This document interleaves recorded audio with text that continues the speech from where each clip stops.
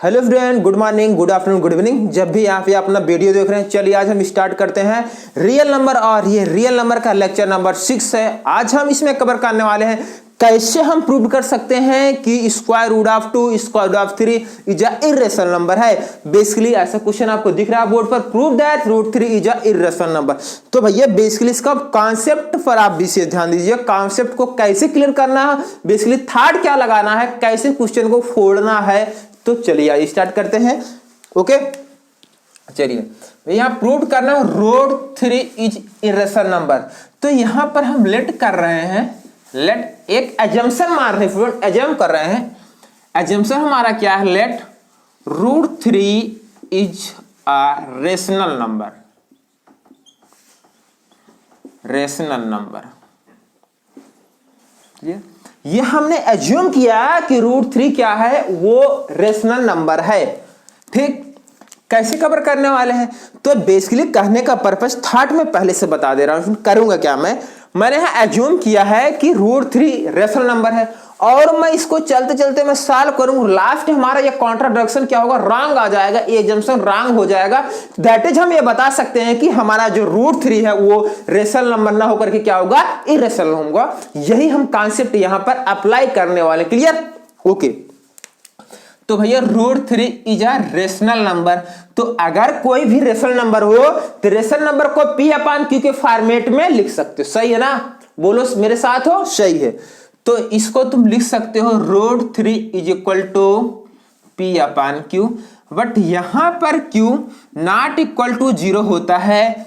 P and Q are को prime. Clear? ये बहुत ही इंपॉर्टेंट बात है, इसको यहां लिखना।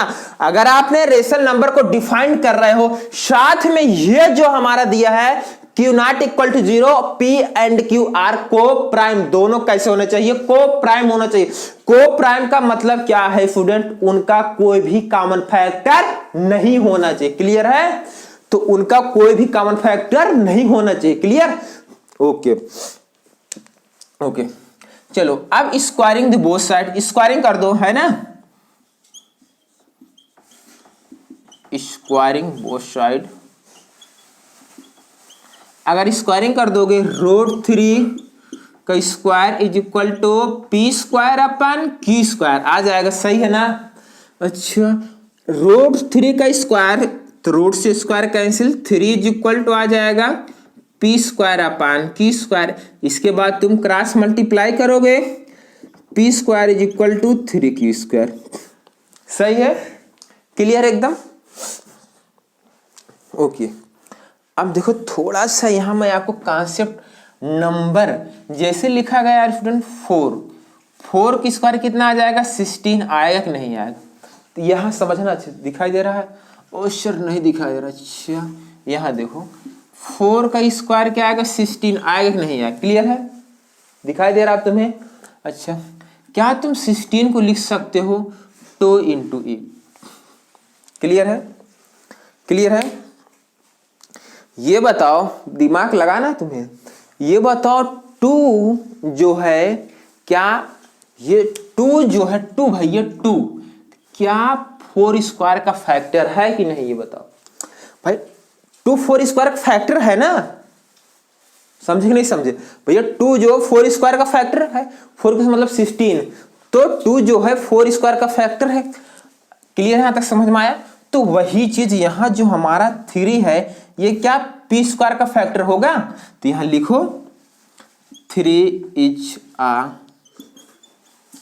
Factor of P square. Clear है? क्लियर है? 3 किसका, P स्क्वायर का फैक्टर है। ये बताओ यार, अगर 2 4 स्क्वायर का फैक्टर है तो क्या 2 क्या 4 का फैक्टर होगा कि नहीं होगा? यही चीज समझना, रटना नहीं, कॉन्सेप्ट पर आपको ध्यान देना, बिल्कुल रटना नहीं है। कॉन्सेप्ट क्लियर करो आप, नहीं तो स्टूडेंट रट लेते हैं फॉल ऑफ। नहीं, रटना नहीं, क्लियर कॉन्सेप्ट होना चाहिए यार। 2 जैसे 4 स्क्वायर का फैक्टर हुआ, तो क्या 2 4 का फैक्टर होगा कि नहीं होगा? होगा ना?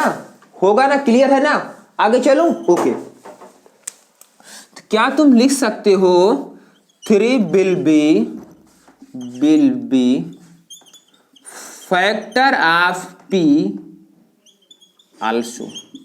ये बताओ समझ में आया कि नहीं है भैया? अगर 3p² का फैक्टर है तो 3p का भी फैक्टर होगा। क्लियर है? एकदम क्लियर है नहीं? ये बताओ यार, साथ में तुम बता दो। चलो क्लियर है ना? आगे बढ़ूं? कमेंट करते रहो, एकदम आगे बढ़ूं। सही है? ओके ठीक। तो अगर 3 भैया 3 जो p का फैक्टर है तो क्या इससे तुम लिख सकते हो p = 3m? सही है कि नहीं ये बताओ? अगर सही हो तो आगे बढ़े हम। तो भैया अगर यार भैया 3 जो है p का फैक्टर है तो p = 3m लिख सकते हो।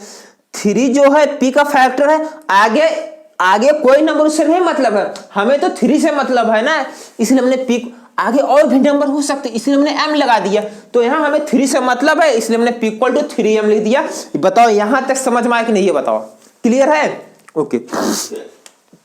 अच्छा, क्या तुम p की वैल्यू यहां पुट कर सकते हो? p की वैल्यू 3m यहां पुट करो, तुम्हें दिखाई दे रहा है तो पुट करो 3m का whole square = 3q²। 3 3 9m² = 3q²। तो इससे कैंसिल, यहां 3m² आ गया q²। बोल भाई यहां तक समझ में आया स्टूडेंट? क्लियर? तो क्या यार तुम q² = 3m² लिख सकते हो। सही है ना? अच्छा सॉरी। तो भैया अब बताओ तुम यहां 3 जो है किसका फैक्टर होगा? q²। यहां लिखो 3 is a factor of q²। Clear? अगर 3 यार q² का फैक्टर है तो क्या 3q का फैक्टर होगा? बोलो बोलो, कमेंट करो फटाफट। होगा ना? यस होगा। ठीक, तो यहां पर क्या तुम लिख सकते हो? 3 will be factor of q also। Clear है? क्लियर है कि नहीं क्लियर है? क्लियर है ना यहां तक? अब आगे बढ़ूं। अब ये स्टेप तुम्हें समझ में आया? तो यार देखो, हमने लेट किया था कि भैया √3 एक रेशनल नंबर है और रेशनल नंबर के साथ जो कंडीशन होती है p और q आर को प्राइम। लेकिन यहां भैया जो 3 है यहां लिखो 3 क्या है ना? 3 is a factor of 3 is a factor of p and q both. Clear? Clear कि नहीं ये बताओ भैया? 3 is a factor of p and q both, दोनों का मतलब 3 जो है एक कॉमन फैक्टर आ गया p और q का। क्लियर? तो 3p और q दोनों का फैक्टर हो गया। तो अगर p और q का एक फैक्टर, एट लीस्ट फैक्टर, कम से कम एक फैक्टर p और q का 3 आ गया, तो ये बताओ क्या ये √3 हमने एज्यूम किया था रेशनल नंबर है? अब क्या यह रेशनल नंबर रह गया? नहीं, ये इररेशनल नंबर हो गया। ऐसा क्यों हुआ? क्योंकि p और q का एक फैक्टर 3 आ गया। समझे कि नहीं समझे? क्लियर है? तो यहां तुम लिख सकते हो 3 is a factor of p and q bracket में बोथ। क्लियर है? देन है ना, या दैट assumption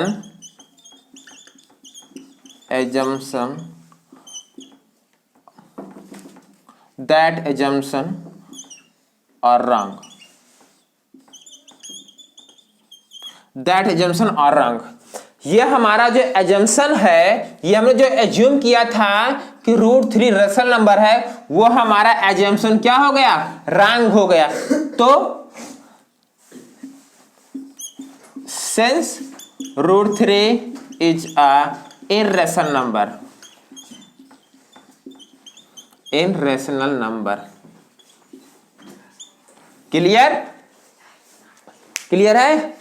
तो भैया समझ में आया कि नहीं आया? एकदम क्लियर है? ओके। तो यार ऐसे तुम कर सकते हो, ठीक है ना। अब रूट 2 है, रूट 3 है, रूट 5 है, रूट 7 है, रूट 11 है, रूट 13 है, सभी का अगर इसको प्रूव करना हो कि ये इर्रेशनल नंबर है तो यही आप मेथड अप्लाई कर सकते हो। क्लियर है? यहां तक समझ में आया कि नहीं आया? तो देखो यार एक बार फिर से मैं तुम्हें रिवाइज करवा देता हूं। हमने ये एजम्पशन किया कि रूट 3 क्या रेशनल नंबर है। क्लियर है? और रेशनल नंबर की खास बात क्या होती है? Q not equal 0, P and Q R को प्राइम होना चाहिए। को प्राइम का बेसिकली कहने का पर्पज है कि पी और क्यू को कोई भी काउंट फैक्टर नहीं होना चाहिए, ठीक है ना। तो हमने ये सॉल्व किया, यहां पर हमने देखा कि 3 यार देखो 3 जो पी का भी फैक्टर आ रहा है और 3 क्यू का भी फैक्टर आ रहा है। तो 3 एक ऐसा नंबर है जो पी और क्यू दोनों को फैक्टर आ रहा है। तो दोनों को फैक्टर आ रहा है, तो कहां पी और क्यू को प्राइम रह ही गया? पी और क्यू कहां को प्राइम रह गया? क्योंकि उन दोनों का एक तो काउंट फैक्टर आ ही गया। क्लियर है? तो हमने जो एज्यूम किया था, जो हमने एजम्पशन किया था, वो एजम्पशन क्या आ गया? रॉन्ग आ गया। That assumption are wrong since root 3 is a irrational number. Clear है? समझ में आया तक? Okay, note down. ठीक, अब ऐसे क्वेश्चन आएगा तो ये होमवर्क है आपका, ठीक है ना।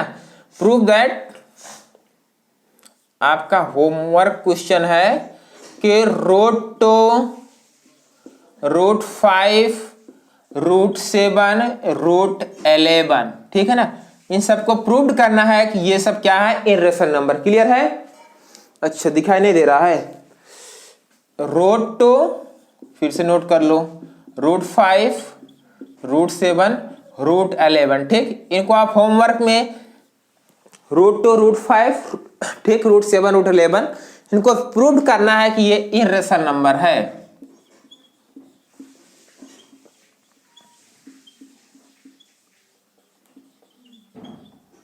क्लियर? क्लियर है? ओके। बट स्टूडेंट अगर ऐसा क्वेश्चन आ गया तो क्या करोगे? Prove that 2 plus root 3 is a irrational number.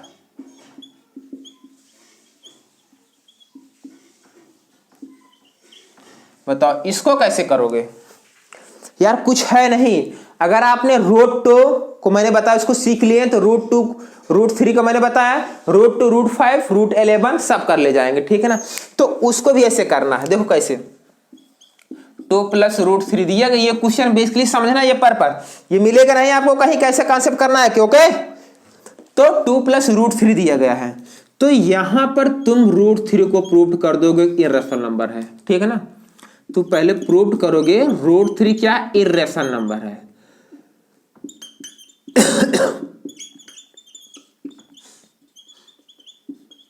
ठीक, रूट 3 को तुम प्रूव करो इर्रेशनल नंबर है। अगर आपने रूट 3 को प्रूव कर दिया कि रूट 3 इर्रेशनल नंबर है तो ये रेशनल नंबर है, तो भैया ये तो प्रॉपर्टी होती है ना, rational number plus irrational number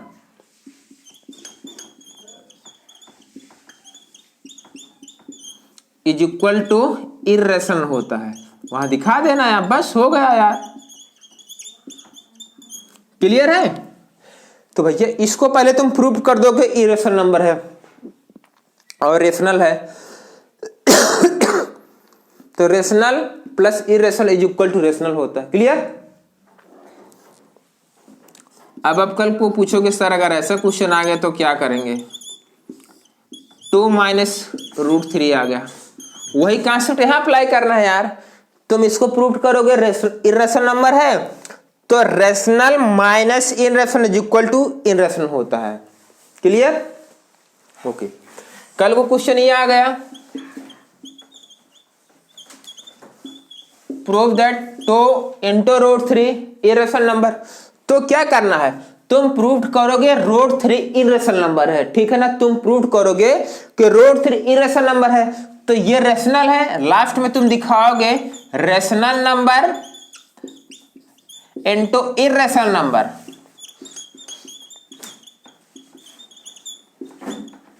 is equal to irrational होता है। क्लियर? तो ये कर पाओगे आप, ठीक है। तो बाकी जितने क्वेश्चन है एनसीईआरटी में एक्सरसाइज, बाकी सारे क्वेश्चन अटेम्प्ट कर लेंगे, ठीक है। कोई डाउट होगा तो कमेंट करेंगे। आपकी नेक्स्ट वीडियो हम आपके लिए से लेकर आते रहेंगे। Thank you, best of luck.